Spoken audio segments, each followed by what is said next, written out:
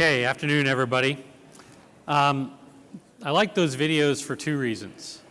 One is that first video actually played in the NFL playoffs, was when it debuted, and my kids were watching it, and they had some idea of what I do now, right?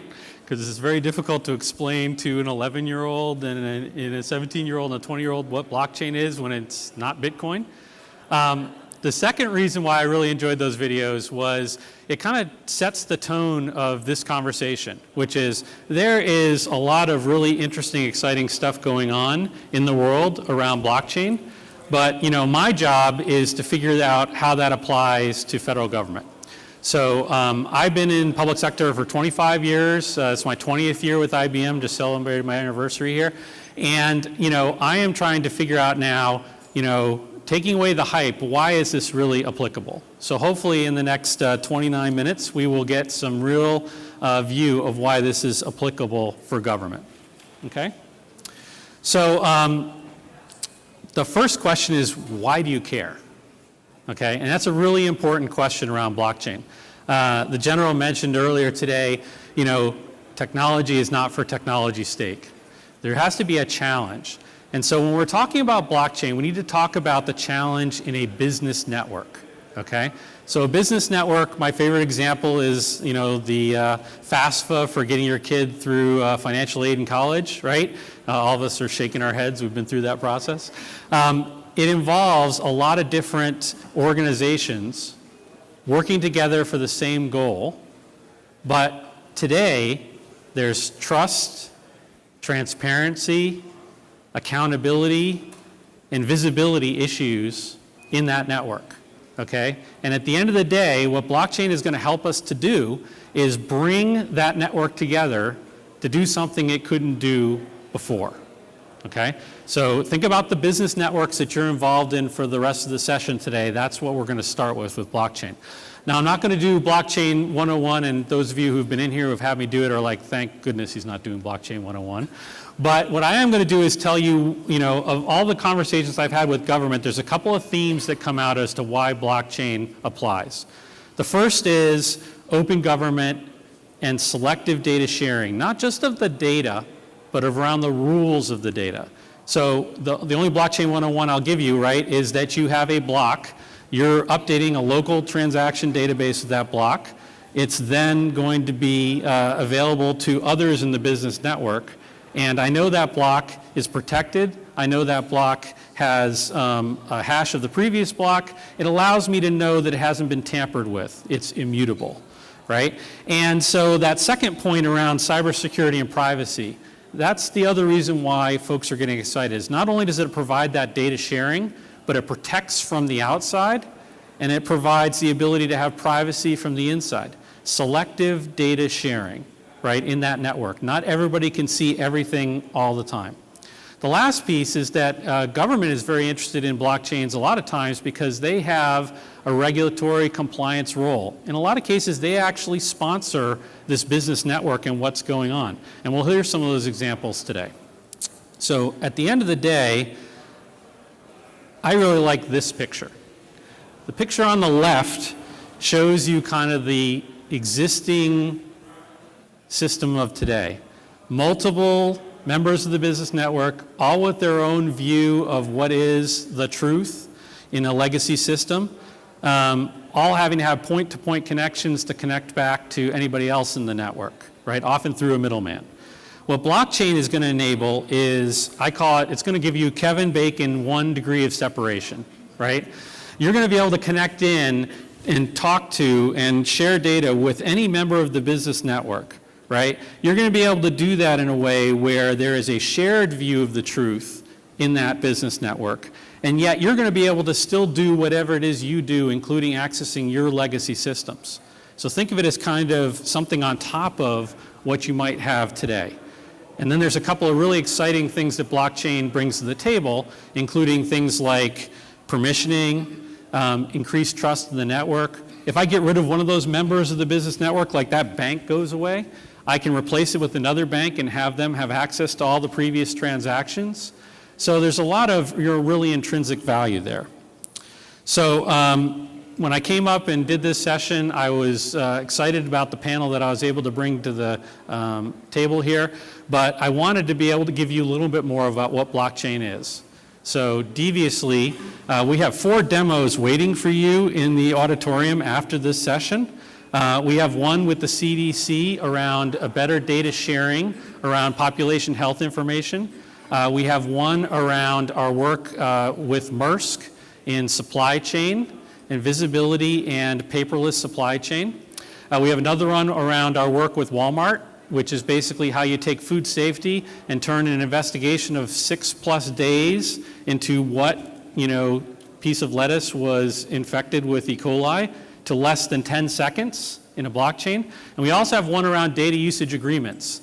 The whole concept of how you create and the life cycle support of a data usage agreement supported by the blockchain. Okay, so I wanted to make sure that you guys go back and see those demos sometimes later today. But with that, I want to get our panel up on the stage here. So I'm going to do quick introductions while they come up, and then I'll give you the real reason I wanted them to be up here with me today. So let's start with Justin Herman. Justin leads the Emerging Citizen Technology Program Office for GSA's Technology Transformation Services. And that includes AI, citizen services, blockchain, virtual augmented reality, and social tech. And then Mr. David Vargas. And Dave is a meritorious executive and a career member of the SES at OPM. He currently serves as director of our human resources line of business. Okay, so I'm surrounded. I think I went a little far away there. Yeah, we like you close, Justin. That's good. Okay, so here's the reason why I wanted these guys. I have had the chance to work very closely with both of them over the last year. And they are doing real stuff with blockchain in government. But they are also incredible examples of, I think, the 2 biggest challenges or impediments to how we move forward with blockchain, right? One is business value, right? And Mr. Vargas is going to epitomize why we drive business value. That's why we're implementing blockchain projects, not just to implement them, right? You have to have sufficient business value for the entire business network. And then the other thing is basically, you're implementing, you're going to solve this problem with Bitcoin, right? I mean, there is education, there is the ability to say, look, I understand what this capability can do. How does it fit in with other emerging technology capabilities? And so Justin does the best job I've seen of being able to help overall government learn and understand what blockchain can do. That doesn't sound like a compliment. That sounds like a problem of government. Yeah. It's the best time to talk about it. Okay. So we got some time. We'll hopefully take a few questions from the audience even maybe, but we want to just go through a couple of these points. So David, I want to start with you. Can you talk about the characteristics of blockchain that most interested you as far as driving that value to the business network? Certainly. So I started with OPM about 5 years ago, and I am a big proponent of use of data to make decisions, policy decisions, improvements in business processes, et cetera. And one of the things that I saw is in the federal government to do human capital, we have, I think it's in excess of 800 different types of applications throughout the federal government. Any guess, and this is a trick question, any guess in the audience how many forms we have in the federal government to do human capital? Any guess? Just 3,000. Anybody else? 3,000. 600. 15,000. Okay, so we're not as bad. There's approximately 762 that we counted so far, and we know we have a few missing. As we've done our data standards at OPM, we're looking at about, I'm guessing about 1,900 to 2,000 separate data standards of human capital. So I'm an accountant, so I do the math.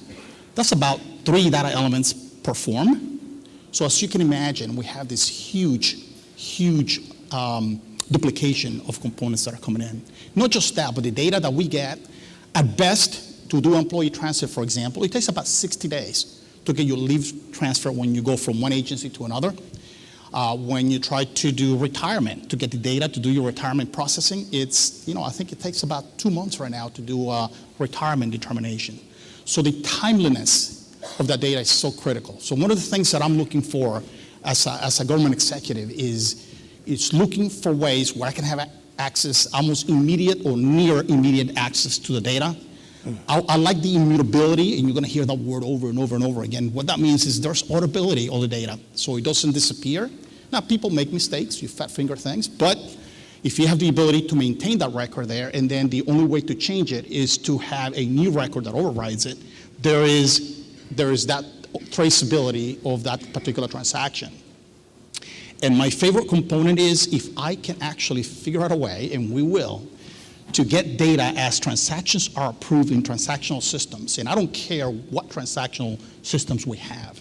If that data gets immediately updated into what we are calling an employee digital record that follows you through your federal career, follows you in and out of government, okay, and allows us for the ability to process transactions very quickly. We actually have a prototype. Can I talk about this? Right. So we have a prototype. We've actually prototyped the blockchain for an employee transfer. And we can actually do this. My goal was 30 minutes. We can actually do this in minutes, like a couple minutes, to do that transfer between two agencies. Imagine the power of that just in terms of the amount of effort that it takes, all the forms. There are 28 different forms to do an onboarding transaction in the federal government. When you transfer from one agency to another, you basically are terminated in one and onboarded on the other. Imagine the business value that it brings to government if we are able to figure this out, right? And it all starts with data standards. So that's the kind of conversation you have to start with in blockchain. Yeah. Business value for the network, for specific challenges and current processes that are on David's desk every day, right? That is where you start the conversation. So then, Justin, the next part of the conversation is, okay, what is this blockchain, right? What is the, process for education adoption? Is it okay to use blockchain in government? And I think that's where your organization comes in. Yeah, quick question. How many people had heard of these great use cases before and the work that's going on that he was just talking about so well and passionately? Well, you, sir, but there's a lot of people who are not raising their hands. Something to lay down a baseline, and it's not just for this panel. You're going to see it for RPA, you're going to see it for AI, and everything else in this. Is there certain indicators that agencies, that companies, businesses, policymakers always use to see where the government is in the space? It's usually things you could find on websites, maybe things you could find on RFPs, and policy that is written about this to govern it. What happens right now is that people don't know how much the federal government and agencies have been looking at and working in the blockchain space, because they're like, well, we don't read about this on a website. Our agency doesn't even have a policy on it, so surely they can't be taking this seriously. It is exactly the opposite that is true. We understand that a lot of times agencies can't even update their websites fast enough to sometimes keep up with the advances in these pilot programs. And a tech policy could take a year to draft and make public. So what we say and what people talk about is, well, we don't want to be onerous and we don't want to create burdens and put structure around innovation because it's too early. So what happens is these signals that people look for don't come out, and they're like, well, blockchain and government, there must just be a couple of things going on, or people really interested in it. About a year and a half ago, when we started GSA's government-wide blockchain program, it is now, for our office in emerging tech, and we work with over 320 federal, state, and local agencies, advise Congress, other organizations, work with our international partners. Blockchain is our most requested resource right now on people, and we have almost 1,000 people participating in our GSA government-wide blockchain programs, both from the private sector, from government, and as one of the challenges is you'll go into an agency and like talking to you, except let's say in a larger, a different agency, and they'll be like, we'll be working on this, we have the proof of concept, we're looking to take this to the next level, we've been testing and evaluating, but then you go one department over, a few doors down, and they're like, well, this isn't actually a real thing. And so it's just to lay down a baseline, and this is for everybody in the room, when it comes to all these emerging technologies that you're going to be hearing about today, this is not 3 to 5 years in the future. People would not be here talking about it if this was just something that probably isn't going to work out, but we read an article on it, therefore we think it's cool. Agencies have been looking at this, investing in this, testing it, demoing it, building proof of concept for years. And it is now mainstreaming, and it's coming out of R&D, and it's coming into the hands of program managers. As Shakespeare said, and you've alluded to then, what's that next step? Because we have hundreds of use cases for blockchain that have been submitted by agencies. 90% of them will not work. That is not a bad thing. That is a great thing. Because normally when an agency comes to the table and says, well, we've got this, we've heard about blockchain, we've been looking at it, then they're like, they go through a process and they're like, well, maybe it's not ready for us or we're not ready for it, but we learned how to reconfigure our systems in ways we didn't think about, and our program and our problems were solved. That's a great thing for government, no matter what individual tech you're talking about. But in the cases where it is working, and it is working, as we have seen and we have heard, these are going to fundamentally transform in ways that are exciting and interesting. So don't get all worked up about the hype and dismiss for anything. This is real, this is now, this is working for agencies whether you read about it or not, and if you're not reading about it, challenge the people around you to ask the real good questions on it to find out how you can be part of this, because those decisions are being made now, and they need you at the table. Yeah. Thanks, Justin. So, and by the way, I contributed use case 52 and 67 to the Atlas. I don't know if those are the ones that have been thrown out as the 90% not working yet, but it was a great process to go through and, brainstorm those on a Friday afternoon, right? With some of the greatest minds in government thinking about, what might work, right? And that's where we have to do the experimentation. Well, it's a funny thing, an anecdote about it is, so we have this thing, the Emerging Tech Atlas, emerging.digital.gov you can go to. We put up placeholder content because we knew by working with agencies across government, as GSA does, where all these things were, but you won't read about it online. So we thought, let's create a repository. All we did was put up sample content of a fraction of what we know and what we already work with at GSA, and we got bombarded by requests. It's still the placeholder content, and people are like, we didn't know this much was going on. It's like, my friend, it's a doorway to what's really going on here. And again, so the opportunity is here and everything is real. Absolutely. All right, so one of the other things I wanted to get your guys' perspective on is, as an honest broker here, there's some things that are really good to use for blockchain, and there's some things that blockchain doesn't apply for so well.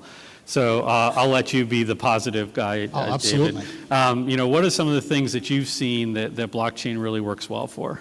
So before doing time at OPM, 5 years, I did time at HUD for about 22 years. And we have a very similar concept over there. It's tenant files. So just like we have an employee digital record, we have 5 million low-income housing families that receive assisted housing.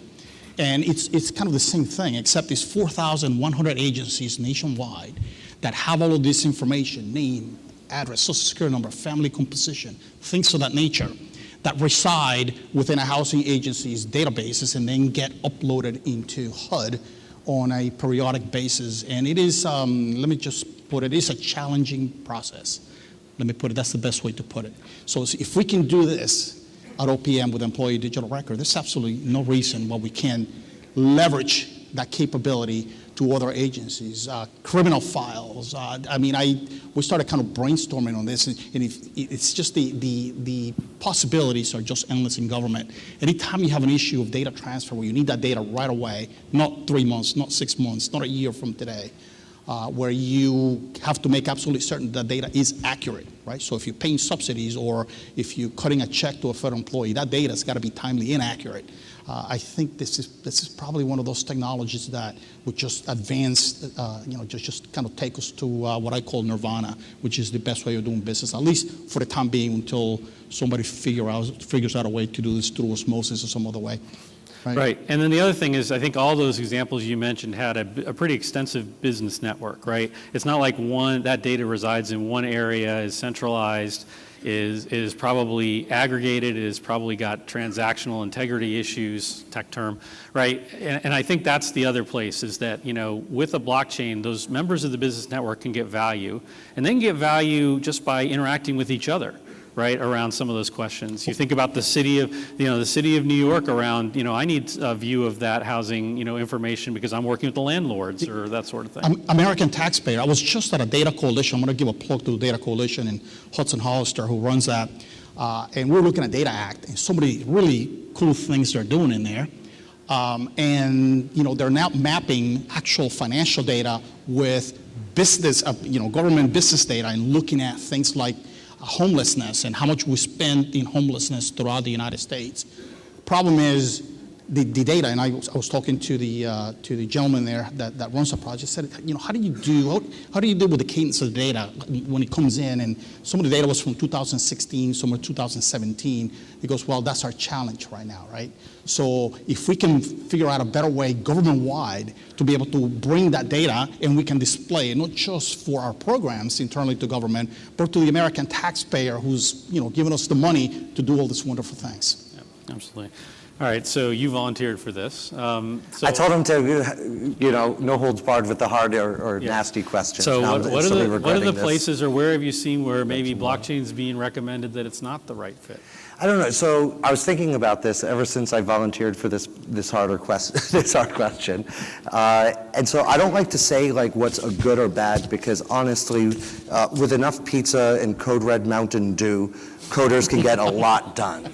And that's why it's like we like to say, and it's like we say about RPA and stuff, if you take one of these technologies and you have just a bad process and you think that this is going to be a magical thing that's going to help it, you're going to have a faster, more efficient, or automated, very bad and destructive process. And so in the same way that there's all sorts of different flavors and combinations in the way that blockchain can be used, some of the good things that we see immediately are supply chain management, anything that's completely bogged down in auditing processes. I know that there's obviously a lot of stuff on identity being done, but again, there's some things, because again, we hear it absolutely everything.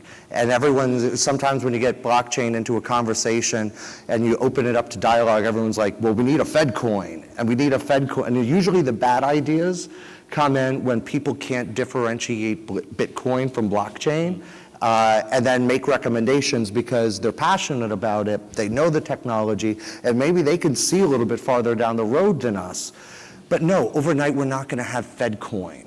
But if we can soberly analyze and look at our business cases and do things, these are things today that through IT modernization right now can happen. And we were discussing this earlier, so now we're partnering with the Technology Modernization Fund that recently came out, which everyone has, of course, heard about the Technology Modernization Fund.